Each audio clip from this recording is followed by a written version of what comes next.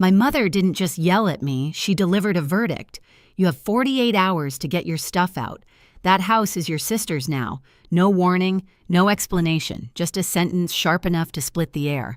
I remember staring at her, waiting for a punchline that never came. I didn't argue. I didn't cry. I simply went quiet, the kind of quiet that makes people uneasy, because they don't know what's coming next. And 2 days later, when my sister walked through that same doorway, she realized silence can be far more dangerous than rage. I grew up in that house, every creak of the floor, every fading photograph on the walls, every chipped corner of the banister carried a piece of my childhood. To most people, it looked like a normal family home. To me, it was a maze built out of expectations. If you walked in on any given morning, you'd hear the hum of the old coffee maker my dad refused to replace and smell the lavender cleaner Mom used on every surface, as if she could scrub chaos into obedience. I was the oldest, which in my family didn't mean leader. It meant default problem solver. Since I was 16, every document, every fine, every confusing letter in the mail somehow ended up on my desk. Mom called it being responsible. Dad called it having a good head. What they really meant was, we don't want to deal with this, give it to Megan. And because I wanted to belong, I kept doing it. Then there was Chloe. My sister floated through life the way glitter floats in the air. Bright, pretty, and impossible not to notice. Mom adored her. Dad bragged about her wellness brand to anyone who'd listen, even though Chloe lived on borrowed money and borrowed optimism.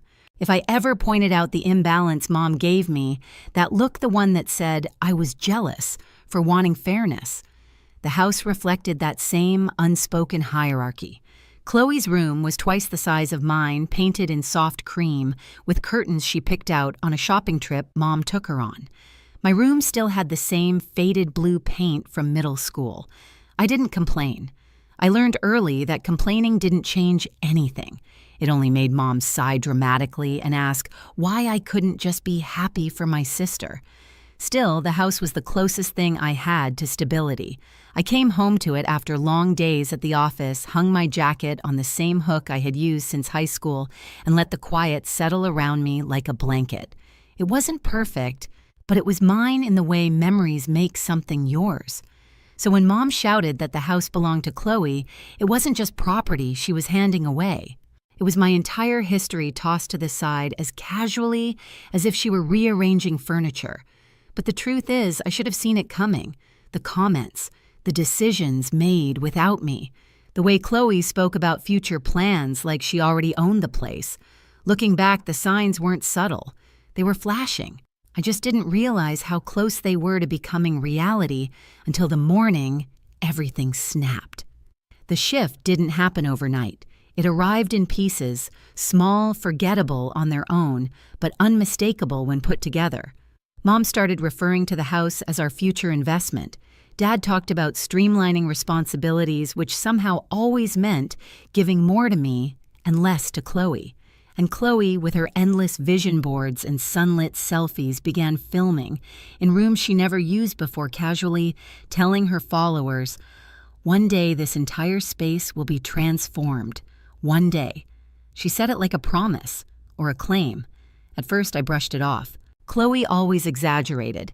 But then I noticed the documents left on the dining table papers about property taxes, home valuation notes, scribbled in Mom's handwriting, a list of renovation ideas with Chloe's signature loops on the margins. When I walked in one night after work, all three of them fell silent in a way that wasn't casual. Mom folded the papers too quickly. Dad cleared his throat. Chloe flashed a smile too bright to be real.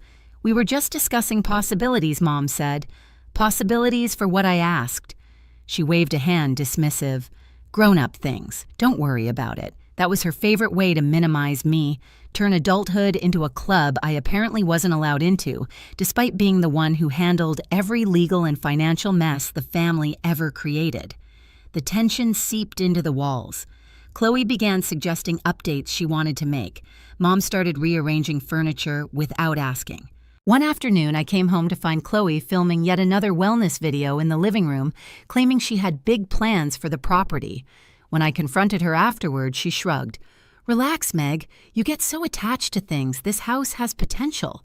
It's Mom and Dad's house, I corrected. Chloe smiled. Is it? The way she said it made my stomach tighten. But the turning point came on a morning so ordinary it made the impact worse. I was leaving for work when I found an envelope slipped under my bedroom door. Inside was a printed schedule, Chloe's schedule for hosting clients' filming sessions and energy retreats, all in our house, all without asking me. At the bottom in Mom's handwriting were the words, "We'll adjust your room soon, adjust," as if my space were a piece on a chessboard they could shove aside. That night I confronted Mom. Why is Chloe planning events here? Why is she talking like she owns the place? Mom didn't look up from her cup of tea. She needs space for her business. She contributes to the family in her own way. And I don't. She finally met my eyes. You're stable. You don't need as much. There it was, the sentence that sliced through years of buried resentment. In their minds, my reliability made me expendable. That was the moment everything snapped. The moment I realized this wasn't miscommunication or favoritism. It was a plan, and I wasn't part of it. The breaking point came 2 mornings later, though the day started like any other. I walked downstairs, expecting the usual clatter of dishes and the faint smell of Mom's lavender cleaner. Instead, I found all my belongings, clothes, books, framed photos stacked in boxes by the front door. Chloe stood nearby, recording a video with her ring light, narrating some speech about new beginnings and embracing the next chapter. My next chapter apparently didn't include a place to sleep. Before I could speak, Mom emerged from the kitchen. She didn't look startled or guilty. She looked prepared, as if she had rehearsed what came next. "You have 48 hours to get your stuff out," she said. "That house is your sister's now." It should have shattered me, but instead, something inside me went quiet, so quiet, it scared even me. I didn't shout. I didn't defend myself. I didn't remind her of the years I spent fixing their taxes, drafting their agreements, sorting every bill. I simply stared at the boxes, then at Chloe's satisfied smile, and felt something click into place. I didn't argue. I just stayed silent and prepared. I went upstairs, closed my door, and let the silence wrap around me like armor.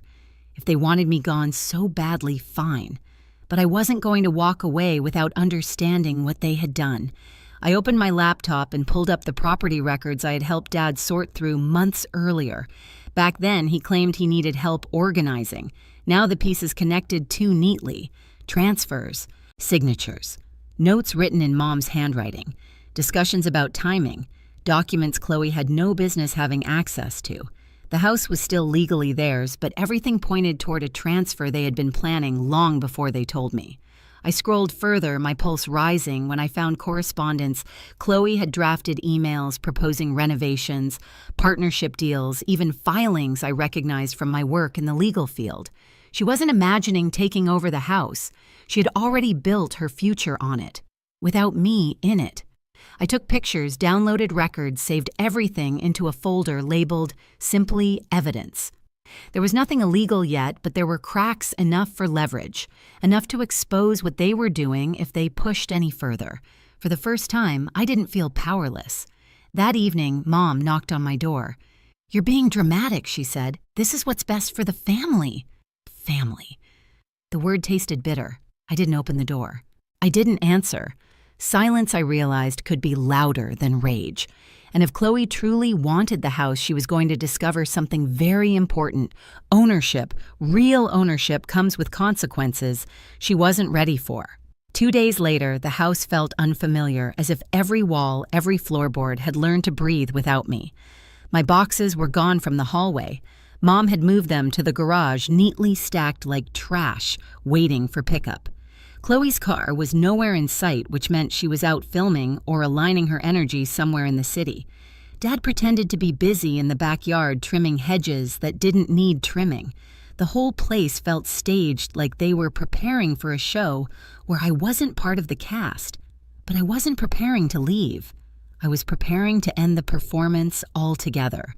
That afternoon, I received the confirmation email I'd been waiting for. It wasn't dramatic, just a short message verifying the legal consultation I'd requested and a summary of the rights I had regarding the home.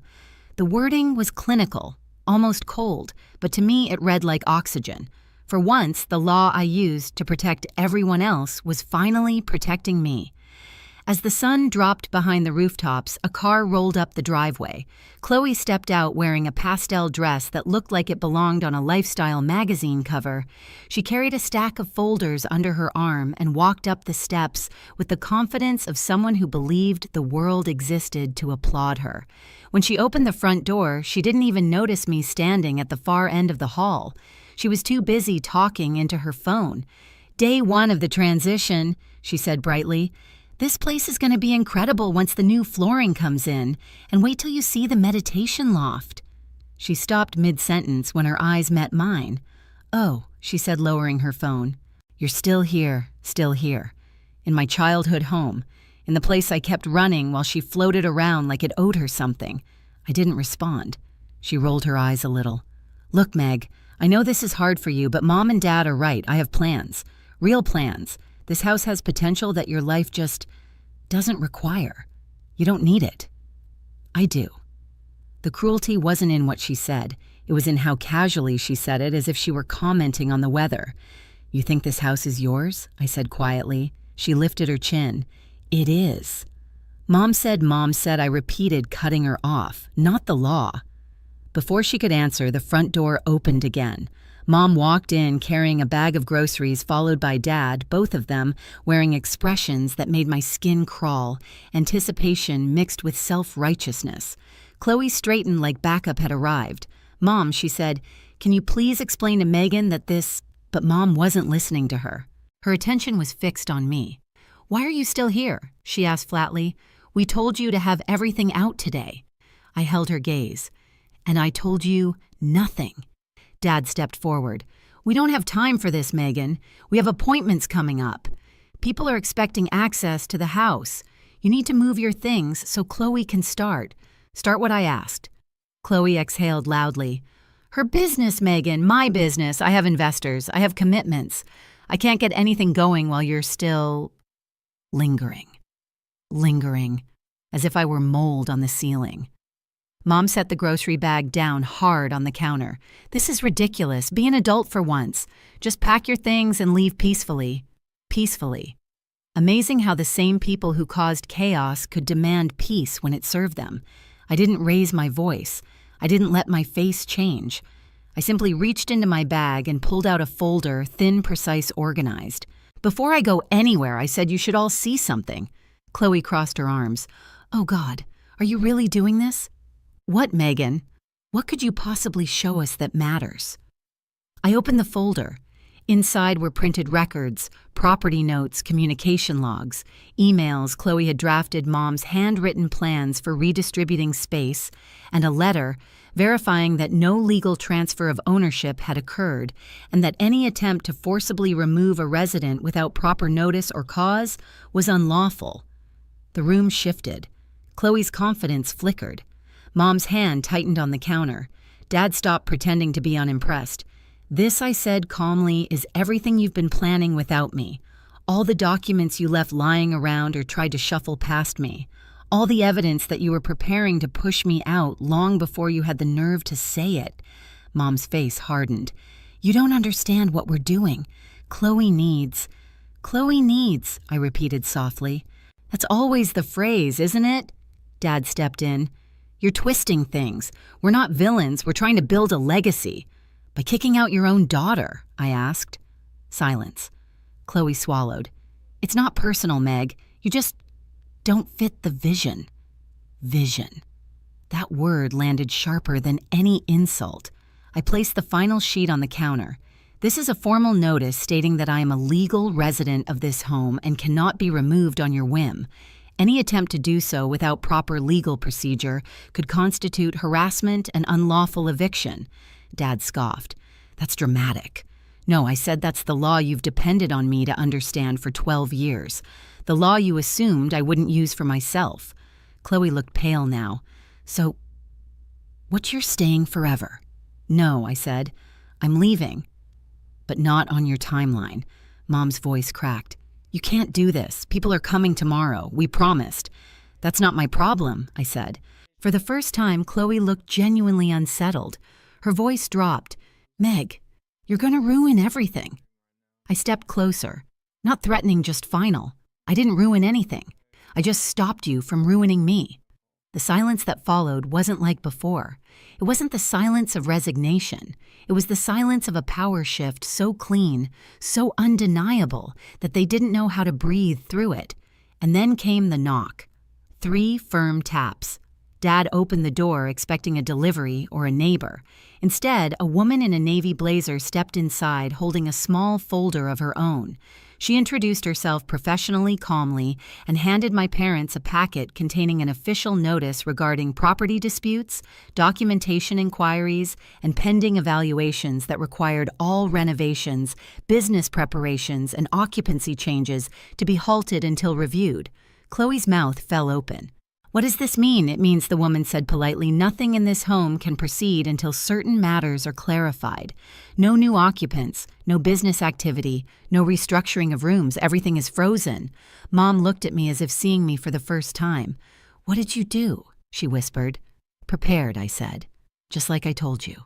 Chloe's voice wavered. "But people are coming tomorrow. What am I supposed to tell them?" I met her eyes. "Tell them the truth." And that was when Chloe wished she had never stepped inside the house with such certainty, because for the first time she understood that her confidence wasn't protection. It was a costume. And now she was standing there without it. Mom sank into a chair. Dad rubbed his forehead, muttering about consequences. Chloe stared at the papers like they were written in a language she'd never learned. Our house felt different again. But this time, it wasn't unfamiliar because I was being pushed out. It was unfamiliar because for the first time, I wasn't the one being controlled. I was the one setting the terms. The house stayed unnervingly quiet after the woman left, as if the walls themselves were holding their breath. Mom paced in the kitchen, whispering frantic calculations under her breath. Dad retreated to the backyard, pretending to rake leaves that didn't exist. Chloe shut herself in her old bedroom and called anyone who would listen, trying to spin a story that no longer had an audience. By the next morning, the fallout had already begun. Chloe's investors backed out as soon as they heard there were legal complications. The renovations she bragged about online were suddenly impossible. Her followers noticed the shift in her tone, the hesitation in her posts, and within hours the comments turned sharp. She had built her brand on confidence and clarity. Now she couldn't promise either. Mom avoided me completely, moving through the house like a ghost. Dad tried to negotiate, asking if there was some way to smooth things over, but for once, I didn't offer solutions. That wasn't my role anymore. 2 days later, I packed my things, not because they'd forced me out, but because I finally chose to leave. I signed a lease on a small apartment across the city, a place with clean walls and no history clinging to the corners. As I set my last box down, a strange, peaceful quiet settled over me. For the first time in years, I wasn't fixing anything. I wasn't bracing for the next demand. I was simply free. I still think about that house sometimes, the chipped banister, the sunlit hallway, the version of me who tried so hard to earn a place there.